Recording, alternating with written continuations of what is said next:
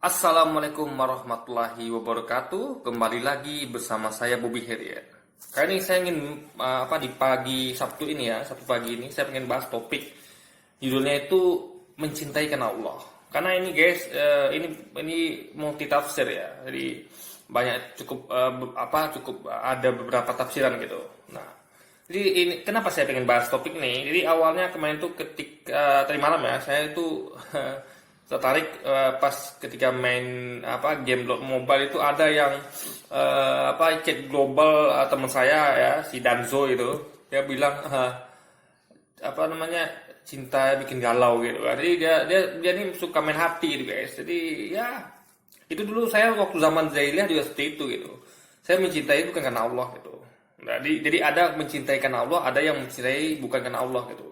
Jadi dia mencintai karena hawa nafsunya, dia mencintai karena ya intinya bukan karena Allah lah gitu kan, karena selain Allah gitu. Nah, saya akan terangkan di sini. Jadi cinta ini sendiri itu bisa kepada semuanya gitu, kepada makhluk-makhluk ciptaan Allah gitu kan, termasuk kepada Allah sendiri gitu. Jadi cinta itu sebenarnya universal. Tapi saya mau fokus ini adalah cinta kepada pasangan hidup gitu. Dalam hal ini mungkin ya istri lah ya, karena kalau pacar itu kan haram di Islam gitu. Tapi kalau anda jadi nggak bisa dikatakan ini cinta kepada pacar ya. Saya mau fokus bahas cinta pada istri. Dan kenapa juga saya pengen bahas topik ini karena saya sempat melihat istri saya satu WA ya, yang dia katakan itu dia tidak mencintaiku tapi cuma menghargaiku gitu. Nah ini mungkin jadi mungkin istri saya sendiri pun nggak paham arti cinta itu apa, itu cinta kepada Allah gitu, cinta mencintai karena Allah gitu kan. Karena saya itu sekarang sudah sampai pada tahap harus dan wajib mencintai karena Allah gitu, nggak seperti zaman jahiliyah dulu yang hanya mencintai karena hawa nafsu gitu ya, karena kecantikan dan sebagainya gitu kan. Jadi saya akan terangkan sini. Jadi ini sekaligus juga untuk wanita di luar sana ya. Mungkin ada yang yang ragu akan suaminya gitu kan, apakah dia benar nggak sih dia mencintai Anda gitu kan. Nah, saya akan coba terangkan di sini gitu ya, dengan cukup detail dengan perumpamaan dan analogi biar anda paham. Jadi gini guys, saya terangkan dulu mencintai karena nafsu ya. Jadi gini, mencintai karena nafsu ya, itu biasanya karena kecantikannya ya kan. Karena fokus, maksud saya itu yang fokusnya ya, fokus utama itu adalah kecantikan gitu. Memang semua mencintai itu karena cantik ya, karena indah, karena hal-hal yang menarik lainnya lah gitu. Tapi saya mau kasih tahu di sini, kalau mencintai karena hawa nafsu atau selain Allah itu fokusnya itu ada di kecantikan. Jadi dia berfokus di situ, kecantikan gitu kan. Apalagi ya intinya adalah hal yang menarik di sang wanita gitu. Nah, jadi dia punya tujuan jangka pendek gitu. Jadi dia tidak pengen membawa wanita ini ke surga gitu kan. Dia tuh hanya sebatas di dunia saja gitu. Dia tidak memikirkan jangka panjang gitu kan. Bagaimana cara mereka berdua bisa sampai surga gitu. Karena Karena memang namanya pacaran ya, itu kan itu main gitu. Jadi ada orang bilang pacaran serius, tapi bagi saya pribadi itu main-main. Kenapa? Karena pacaran itu bisa nggak ada ikatan gitu, perkawinan. Jadi lebih gampang putus dan tidak ada pertanggungjawabannya gitu. Karena hanya pacaran gitu kan. Toh cuma pacaran gitu. Beda kalau suami istri yang sudah ada tanggung jawab, yang harus bisa mengantarkan istrinya ke surga bersama dirinya gitu. Jadi itu mencintai karena hawa nafsu gitu. Nah, kalau sudah berkeluarga seperti saya misalnya, Anda juga tidak tertutup kemungkinan untuk suka kepada cewek lain gitu. Suka ya, suka bukan cinta. Ingat, suka bukan cinta ya. Saya bedakan antara suka dan cinta. Karena kalau cinta itu lebih mengarah kepada hal yang lebih gitu. Ibaratnya ingin memiliki dan ingin intinya cinta itu konotasi kalau dalam hubungan dua insan itu, cinta itu lebih kepada yang dalam gitu, yang pengen memiliki, pengen dekat gitu kan. Nah tentu ini haram gitu kan. Kalau kita mencintai wanita lain itu haram. Sementara kita udah punya istri. Nah, kalau suka boleh-boleh saja gitu. Misalnya kayak saya jujur saya menyukai banyak cewek cantik di luar sana gitu kan, yang bukan istri saya. Tapi sebatas suka guys. Sama seperti saya suka dengan barang-barang indah seperti mobil Lamborghini, mobil Ferrari, atau saya suka kepada PC canggih gitu kan. Saya suka kepada PS5 dan lain sebagainya. Jadi hanya sebatas suka gitu. Suka dan mengagumi, tidak ingin memiliki atau tidak bersahwat kepadanya gitu kan. Nah, saya suka contoh lah, saya sebut nama aja misalnya kayak artis Korea, Park Min Young misalnya, atau Park Shin Ye, atau yang lainnya, atau yang apa personal EP-nya udah keluar dulu, saya lupa namanya gitu kan. Dan banyak lagi wanita lain yang saya suka dan saya kagumi karena kecantikannya gitu. Nah, sama seperti kita mengagumi nanti janji Allah di surga, kita akan diberikan pelayan-pelayan yaitu dari surga yang cantiknya tidak ada bandingannya di dunia ini guys. Bahkan istri kita sendiri, kalau dia tuh adalah istri yang taat pada suaminya, pada kita, dia akan jadi ratu dari tersebut, sehingga dia akan jadi yang paling cantik di antara semua dari surga gitu. Dia lah paling cantik dunia. Nah, saya terangkan di video sebelumnya, kalau dari yang pelayan ini ya memang dinikahi. Nah, jadi kalau udah punya istri yang lebih cantik daripada dari itu, ngapain lagi kita sama mereka? Paling mereka kita gunakan hanya sebagai pelayan gitu kan. Akhirnya kemudian dan jomblo. Contoh kayak adik saya meninggal itu tahun 2005 ya. Jadi beliau meninggal ketika dia masih SMP. Tentu dia di dunia nggak punya pasangan hidup. Nah, jadi untuk dialah nanti bidadari itu. Jadi dia bisa jadikan bidadari itu istri dia, istri yang untuk ibaratnya menyalurkan syahwatnya gitu kan, biologis, kebutuhan biologisnya gitu.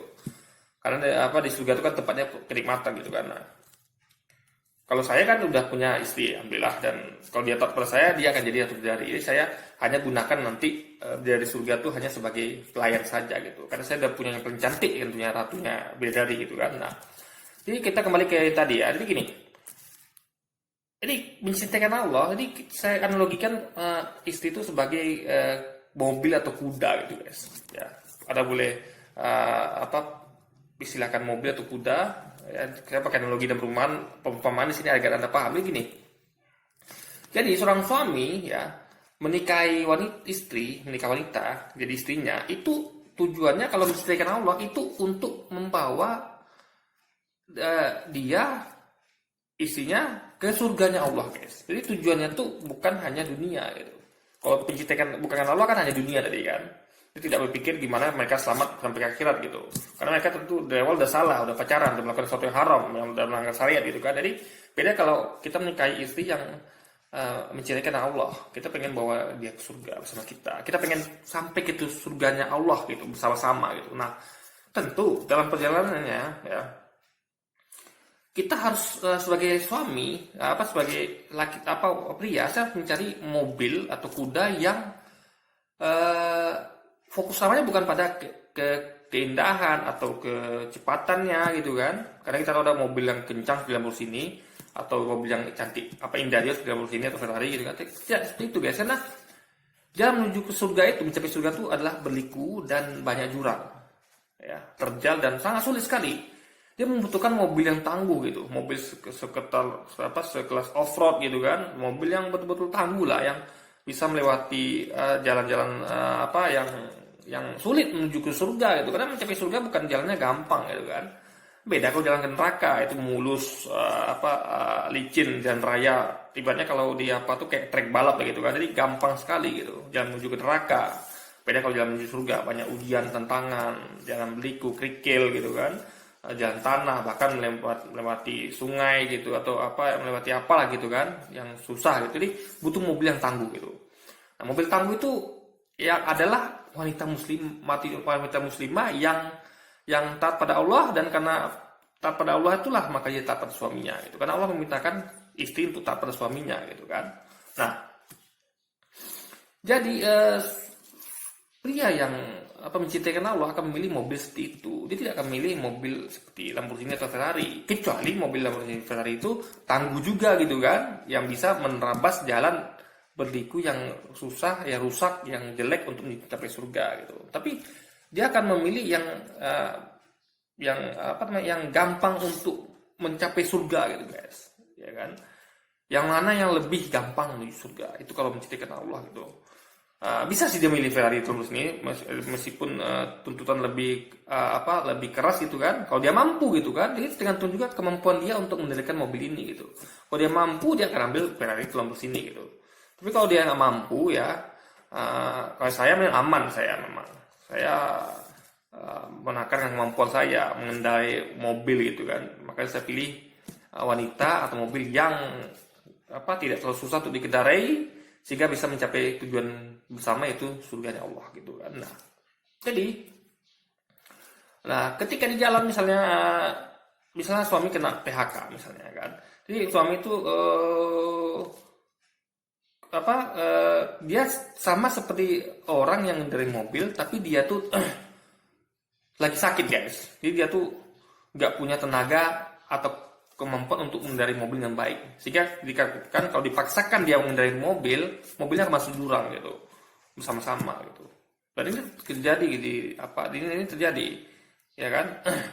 Misalnya suami kena PHK, istrinya tidak sabaran gitu kan, karena masih bertahan sama suaminya ini, nggak ada yang membantu mereka gitu kan. Jadi nggak ada pihak dari keluarga suami atau pihak keluarga istri yang mau membantu mereka, sehingga si istri itu galau, stres, sedih, dan karena dia cuma bergantung sama suami gitu kan. Sementara suaminya nggak bisa memberi nafkah. Akhirnya apa terjadi? Dia mengajukan gugatan cerai, dan akhirnya mereka cerai, dan akhirnya mereka tidak mencapai surga bersama-sama gitu guys, ya kan?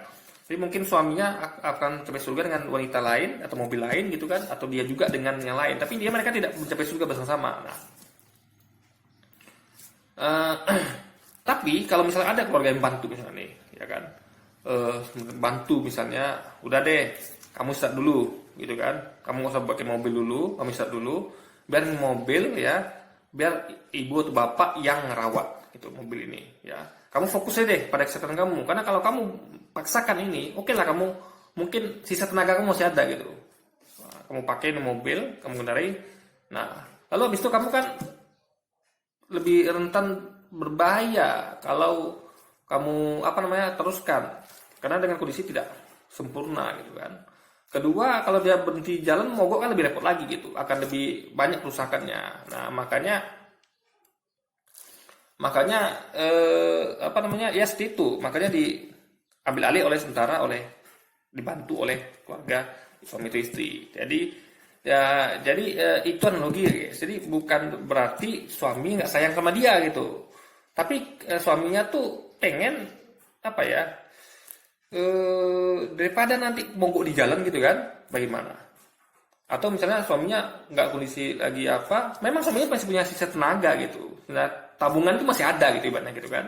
Tapi kan tabungan itu bakal habis gitu. Yang dibutuhkan adalah bukan tabungan atau uang yang banyak, tapi dibutuhkan adalah bagaimana penghasilan yang stabil tiap bulan gitu guys, ya kan, untuk menafkahi anak istri gitu kan. Nah, sama kayak tadi orang bawa mobil tadi, dia butuh tenaga kesehatan yang konstan gitu, yang stabil, sehingga dia bisa mengendarai mobil dengan baik, nggak masuk jurang gitu, nggak mogok di jalan gitu kan. Nah, makanya dia sementara alhamdulillah ada yang mau merawat mobil ini menjelang dia sembuh gitu guys, menjelang dia pulih gitu kan. Nah, sama kayak tadi ada orang keluarga yang bantu ya, menjelang dia mengumpulkan tenaga lagi, dengan dia berusaha lagi gitu kan, menjelang di PHK dia mencari kalau dia punya modal alhamdulillah gitu kan, dia bisa memutar lagi gitu kan. Tapi tentu memutar modal itu tentu butuh waktu, butuh eksekusi, butuh butuh sabar, karena apalagi dia memutar modal itu di suatu yang baru, dia mencoba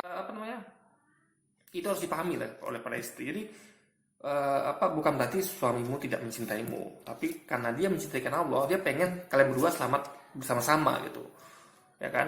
Makanya dia korbankan dirinya, dia misalnya dia berhemat misalnya, atau ya dia berusaha keras gitu kan, dengan cara dia sendiri. Jadi sang istri mungkin nggak ngerti apa yang dilakukan suaminya gitu kan.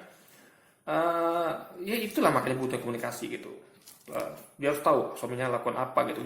Jangan melihat Kadang mentang-mentang dia nggak ngerti, oh suaminya nih ngerjain ini, dia nggak paham, lalu dia tidak percaya pada suaminya gitu. Percayalah pada suami Anda gitu. Asal dia tidak mabuk, asal dia tidak maksiat gitu kan, pada Allah, dia mengerjakan sesuatu yang akan tidak paham itu, misalnya dia trading saham, atau dia misalnya apa bidang-bidang yang Anda tidak mengerti lah. Misalnya saya nih, saya nggak ngerti bidang apa misalnya gitu, saya percaya aja sama istri saya gitu. Karena saya tahu itu kemampuan dia gitu kan. Sama juga istri harus percaya pada suaminya. Karena itulah kemampuan suaminya gitu. Untuk pulih lagi sehingga bisa membawa lagi mobilnya untuk mencapai surganya Allah bersama-sama dengan kondisi yang stabil tadi guys. Oke. Jadi mungkin udah sekian dulu video kita kali ini. Sampai jumpa lagi di video-video selanjutnya. Wassalamualaikum warahmatullahi wabarakatuh.